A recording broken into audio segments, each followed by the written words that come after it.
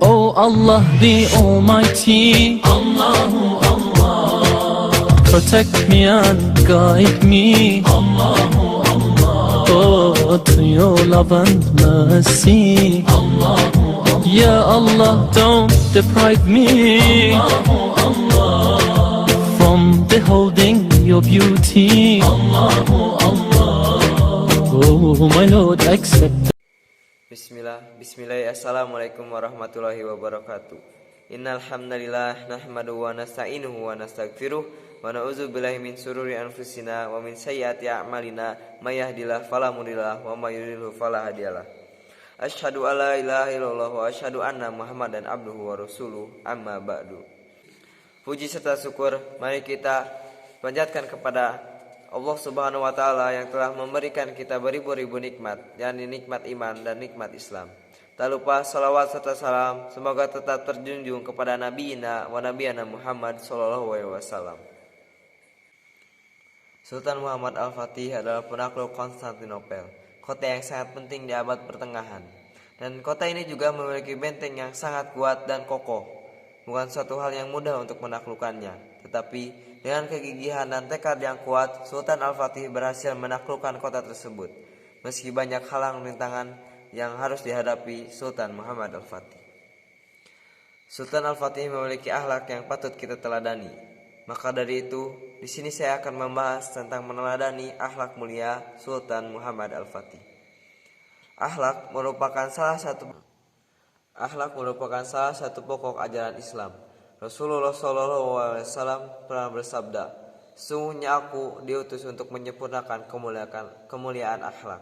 Hadis riwayat Baihaqi. Rasulullah diutus agar manusia memiliki akhlak yang baik dalam menjalani kehidupan di dunia. Namun kenyataannya saat ini masih banyak umat Islam atau masyarakat yang mengalami krisis moral atau akhlak. Muslim dan muslimat, akhlak-akhlak yang dapat kita teladani dari kisah sang penakluk Konstantinopel diantaranya adalah syukur. Allah Subhanahu wa Ta'ala berfirman, A'udzu billahi minasyaitonir rajim. Wadhkuruni wadhkurukum washkuruli wala takfurun. Yang berarti, maka ingatlah padaku dan aku pun ingat kepadamu. Bersyukurlah kepadaku dan janganlah kamu ingkar kepadaku. Hadis Quran surat Al-Baqarah ayat 152. Akhlak syukur ini tergambar saat Sultan Al-Fatih berhasil menaklukkan kota Konstantinopel. Ia turun dari kudanya lalu bersujud di atas tanah sebagai ungkapan rasa syukur dan pujian serta bentuk kerendahan diri di hadapan Allah Subhanahu wa Ta'ala. Selain itu, Sultan Al-Fatih memiliki keimanan yang sangat tinggi. Hal ini terbukti saat ia berpidato di hadapan semua pasukannya dan ia membacakan ayat-ayat tentang jihad. Sontak, pidato yang beliau sampaikan membakar semangat jihad para pasukannya. Sebagai bukti bahwa keimanan mereka yang sangat kuat, Sultan Al-Fatih juga adalah seorang yang teguh terhadap pendiriannya. Hal ini terbukti saat beliau menolak permintaan pembatalan penyerangan dari Kekaisaran Bizantium yang dilakukan dengan mengirim harta dan hadiah bermacam-macam agar Sultan Al-Fatih membatalkan penyerangannya. Sultan Al-Fatih juga memiliki sifat toleransi.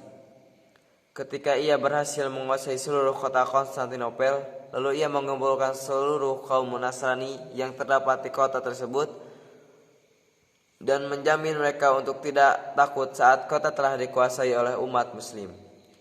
Tidak hanya toleransi, Sultan Al-Fatih juga memiliki sifat penyayang. Allah Subhanahu wa Ta'ala berfirman dalam Quran surat Maryam ayat 96, A'udzu billahi minasyaitonir rajim. Innal ladzina amanu wa 'amilus shalihati sayaj'al lahumur rahmanu wadda. Yang berarti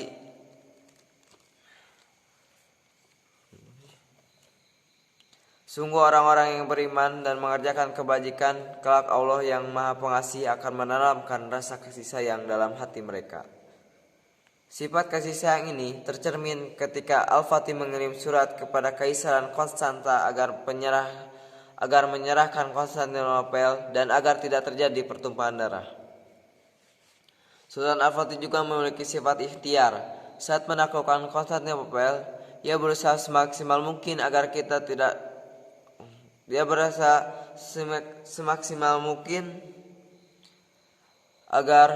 dapat menaklukkannya.